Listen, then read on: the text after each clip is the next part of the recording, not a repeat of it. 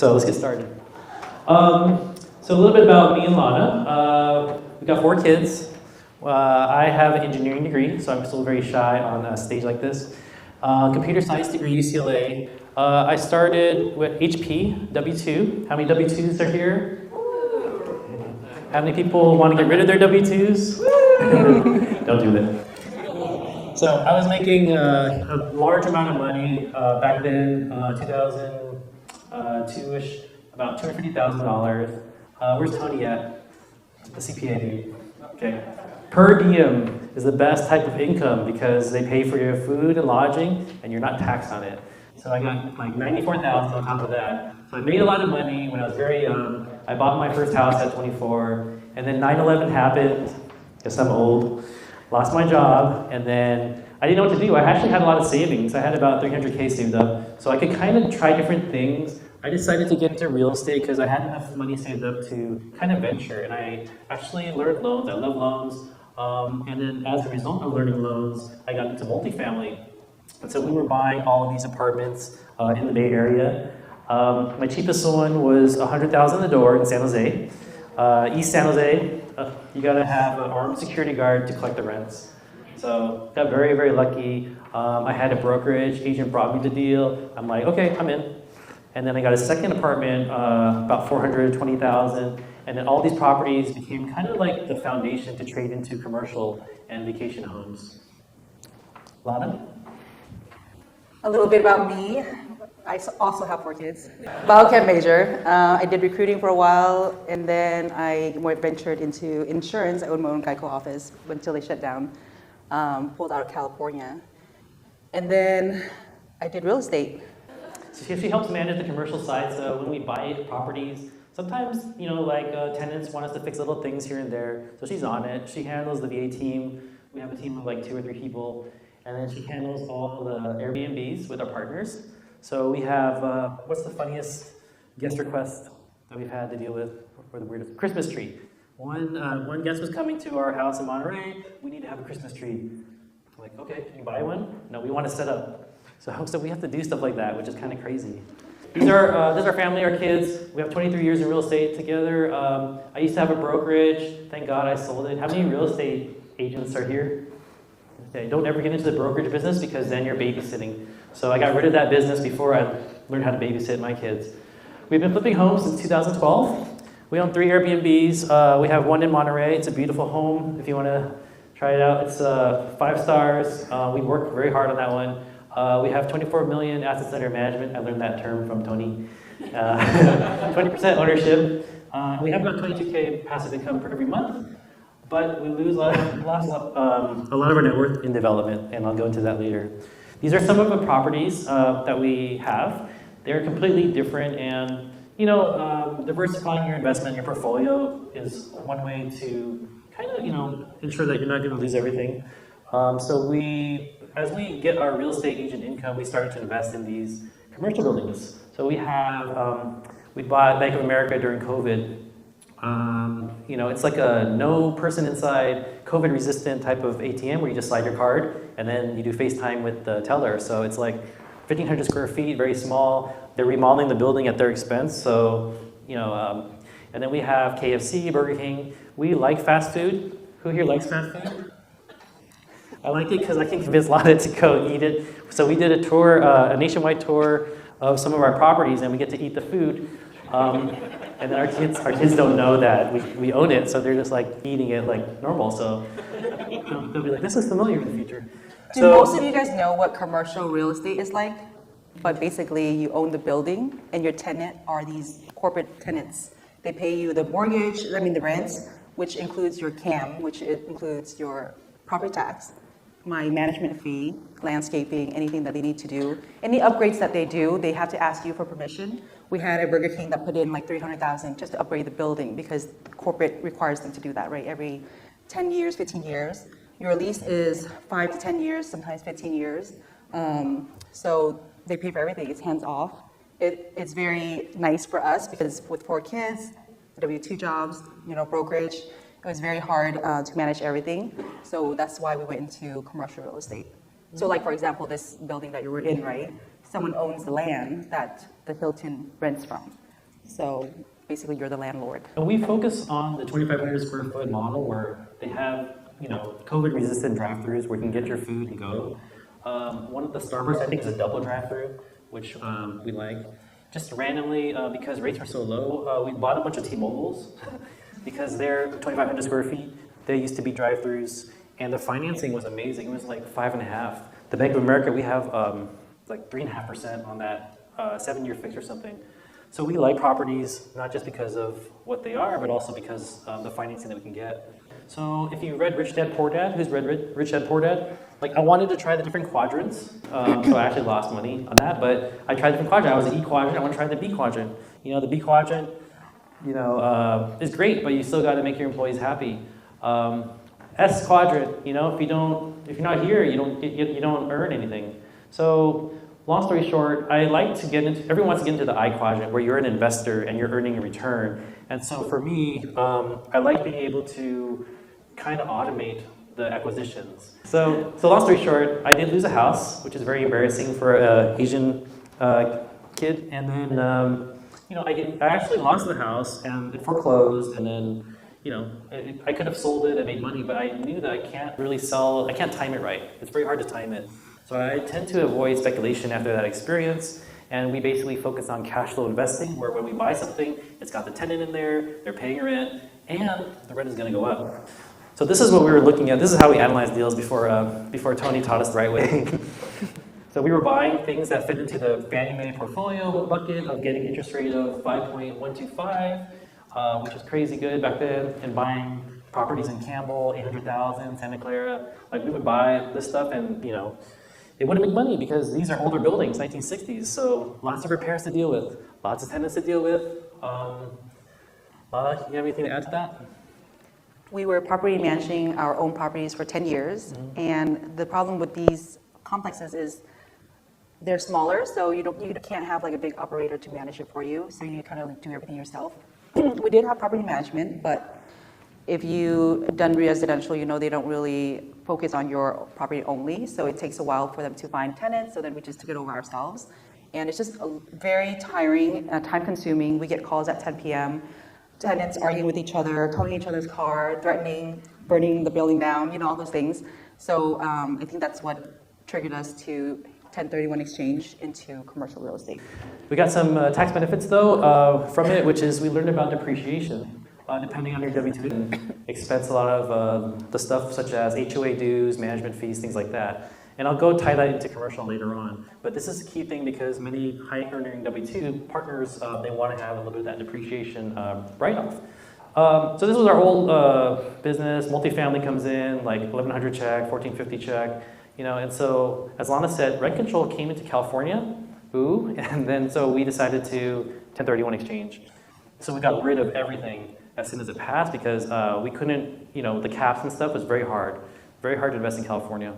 And then we ended up trading this to commercial properties. And this is just pictures from our RV trip we took with the kids to visit some of these because many of these we don't buy it, we don't see it, we didn't even fly out. There's no need to fly out because the tenant takes care of everything. They take care of their taxes, insurance, and they even handle their own repairs. So very hassle-free. Now before kids, many people make this mistake, so try to avoid this mistake. 8 to 10 cap deals on commercial retail. I don't know if it was Wes still here, but something's wrong with the deal.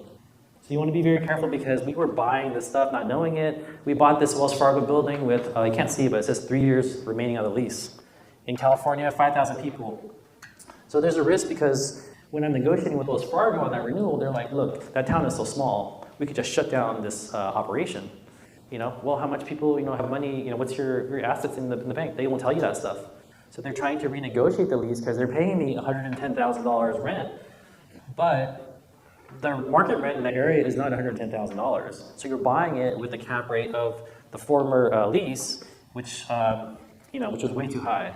So something's wrong with the deal. Seller may or may not know. So you want to be careful because we learned a lot of lessons from these experiences. This is something that we're buying, actually closing next week. It's a Starbucks, coincidentally in San Antonio, Texas. And we're buying it all cash. It's $1.8 million. And then we're going to BRRRR it. Anybody know what BRRRR is? Okay. BRRRR is where you refinance, cash out. So we had to beat a bunch of cash offers, 6.35 cap. and then we're getting financing to take the cash back within like probably 30, 60 days. So that's what we're doing now. So then we're kind of just leveraging our money to increase the return. Now this is a Starbucks that's been there since 2007. They've got rent increases, they renewed their lease. This is how we look at the deal. It's kind of an old-fashioned way, but we just look at the expenses, and it's coming in at 115,000, I think. But I just looked right now at the lease, and we also get to charge them a management fee on the CAM expenses. So that's another $7,000. And give that to Lana so she's happy. Yeah, she has to run the day-to-day. So just for billing the tenant, we get to charge that management fee. So we look at safe deals like this, where it's not going to, the rent is, the next increase is in 2027, and it's going to go up automatically without us having to do anything. This is a little bit clearer, so you can see that the rent goes up, and we're almost there, so pretty cool. We can exit. We run the comparable, so it's a little bit easier to underwrite these because we look at the similar profiles of what's sold, such as KFC in San Antonio, etc. What do they sell for? What's the average price? Now here's the cool thing. I don't know if you can see this, but the loan that we're getting, we'll see if Ashley can beat this. 6.25. This is a 6.25 10-year due term, but amortized over 30 years. So it's actually pretty good because we were kind of anticipating 6.5. So we come in there, put the cash in, take the cash out on cheap financing. We wiped out the other offers, and we hold it in our portfolio long term. So that's our model. Anything to add, Lana? What does it mean to amortize over 30 years? Okay, so 30-year amortization is like you're paying your house off in 30 years, but the loan itself is due in 10 years. So they emulate principal and interest, and you're paying back the principal.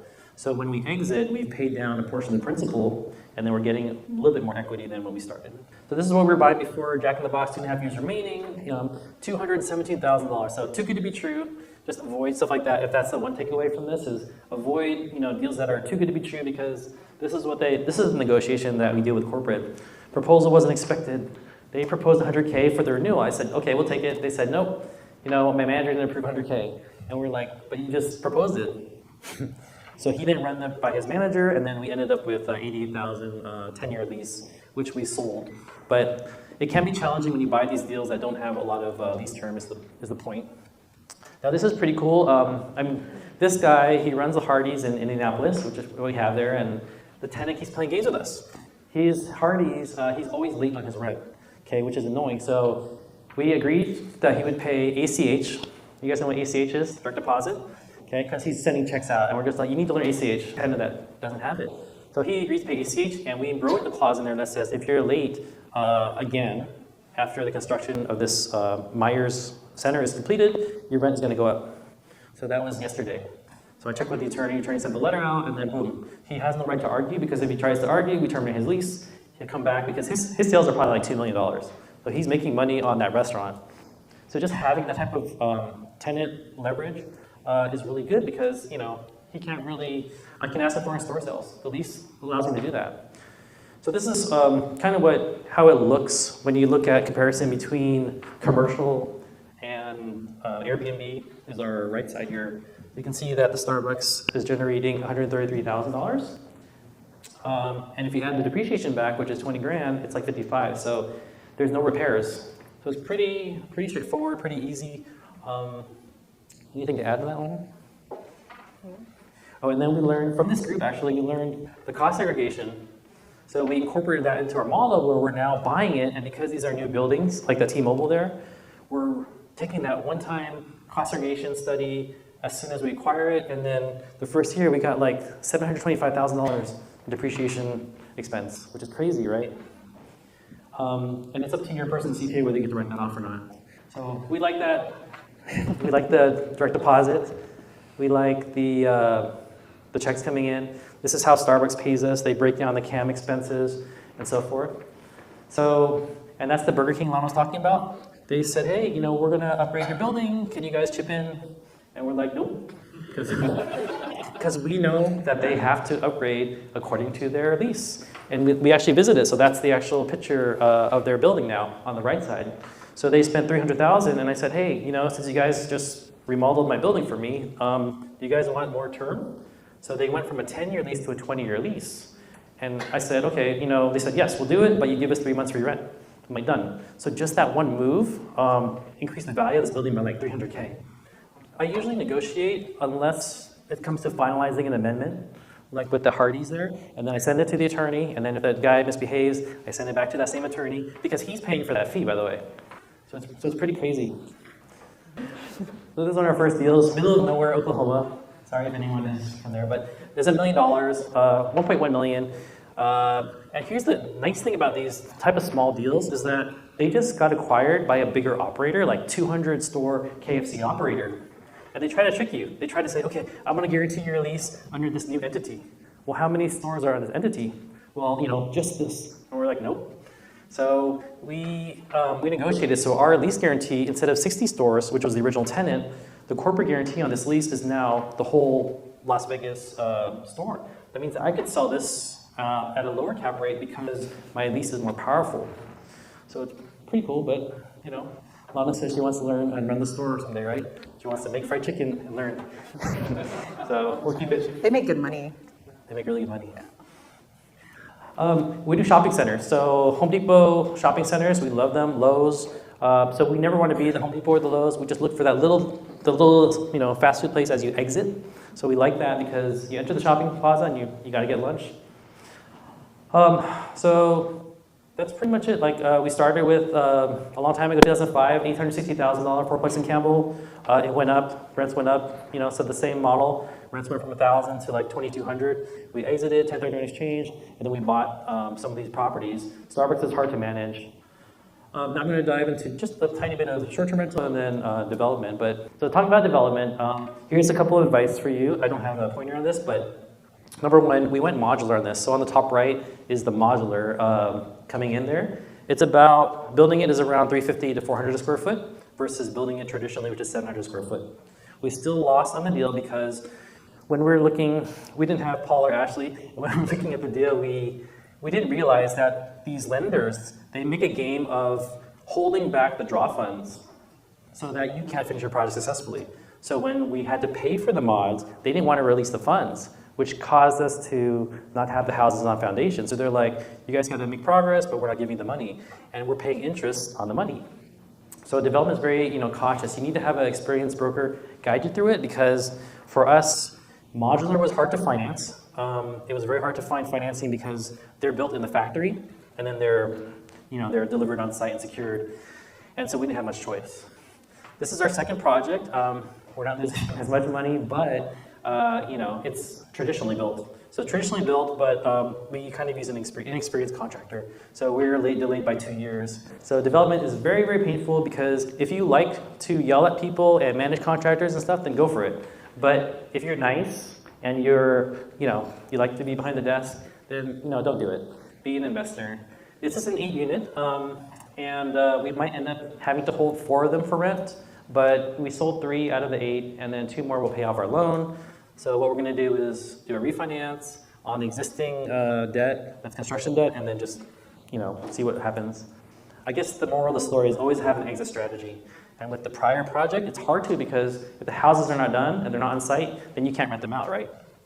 So long story short, we've kind of changed our philosophy after taking such heavy losses to where we're now focused more on family time, kid time. We also teach our kids how to fix stuff for Airbnbs and stuff because I said, when we pass away, you guys have to deal with this. Not only that, but you have to deal with our partners' kids too. So you think about that. If you want to learn more specifically about that, you can scan that QR code. That takes you to our YouTube channel. There's a 5-minute video talking about commercial, and then we talk a little bit about development, but yes. So we get a lot of emails every day about different deals. So whenever we see like a big city that we recognize, like San Antonio, Texas, or Indianapolis, then we flag it, we analyze it, and then we lowball.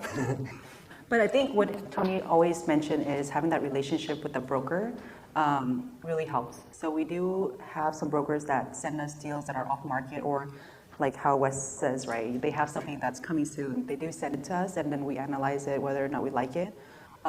They also kind of give us an in on what the seller is looking for to sell it at, like what's the base, Investment price. Yeah. Yeah, we actually go out of California, and it could be anywhere. We look at big cities. And then we have our brokerage too. So many of the stuff that comes in, what we'll do is we'll take the commission and then put it back into the deal. So then we're kind of putting that as capital. Check with your CPA. But I think the biggest one, another thing is you have to know what bucket you're looking for. You can't just say, oh, I'm looking for any good deal. You know what I mean? You have to tell them exactly what you're looking for, then they can find it for you. If that makes sense. And then, Is there as much competition in the triple net space as there is in multi-net space? yeah, actually, so certain areas like Albuquerque, we got a deal there. Indianapolis, like we see a lot of competition. Cities, yeah. In fact, the tenant might have a right of first refusal. So one Dunkin' Donuts in Indianapolis, we lost out by the tenant. The tenant didn't have the highest offer, but the agent messed up and didn't send the ROFR ahead of time where they could execute their right. So we had to cash out, refi, ready to go on that. So contractor took 2 years instead of 1 year. That you expected to finish? Correct. So we're carrying this, interest rates are going up, our financing is almost like 9% now, I think. So when we finally got the permission from the city, because the city got mad at us for doing open houses before occupancy permit, and you don't want to fight that battle. So long story short, you know, we start the pricing here, and then we gradually raise the prices on the phase, right? And so, like, for example, we have a buyer that wants to make an offer, but at the old price type of thing. So it's just a matter of, like anything, expectation setting. And so if we end up getting stuck holding it, we kind of wrote the HOA so that there's no restrictions other than the city restrictions on rentals. Yeah, so basically you have to have like an exit, right? In case something like this happens, what are you gonna do? So I think that's really important when you guys are looking at deals. I think when we first started, we only had one partner and our buy box was more like $3 million. We didn't want to have too many partners. And then as we grow, depending on the appetite of that partner, we move different cities, different metros, or like we, for example, have a partner that she doesn't want that many people on the deal, right? She only wants 2 people. And her buy appetite is a little bit higher, right? So maybe 5 million, 10 million, but she only wants Texas. So it really depends on who we're working with. A lot of our deals, we actually partner with people. We actually own maybe 1 or 2 that we own 100%. You know what I mean? So really it's up to who we're working with, and then we bring the deal in, and then we just kind of, it's almost the same, right? You GP, and then you find your LPs. As Tony said earlier, it's about relationships. So some of our transactional clients for the real estate side become our investment partners. So if they're like, you know, kicking butt and responding super fast, then okay, that's a good Airbnb partner because Airbnbs are always like keeping you on your toes. So that's how we find partners on the deal. Any other questions? We got 1 minute left.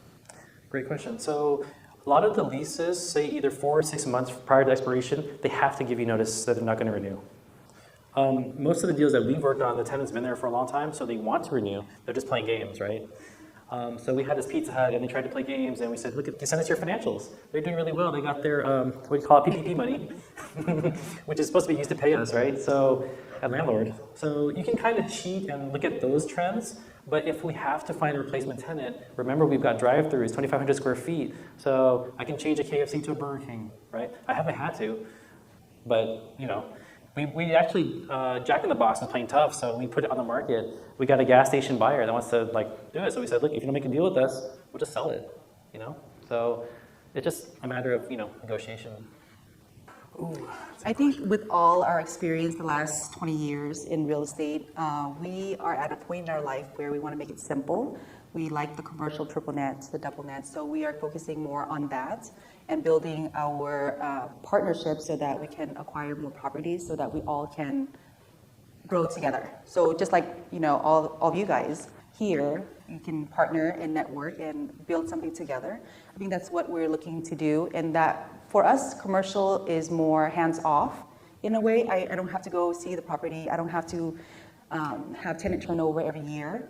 So for me, it's much easier to handle, you know, 10 properties versus a large, you know, 300 unit apartment.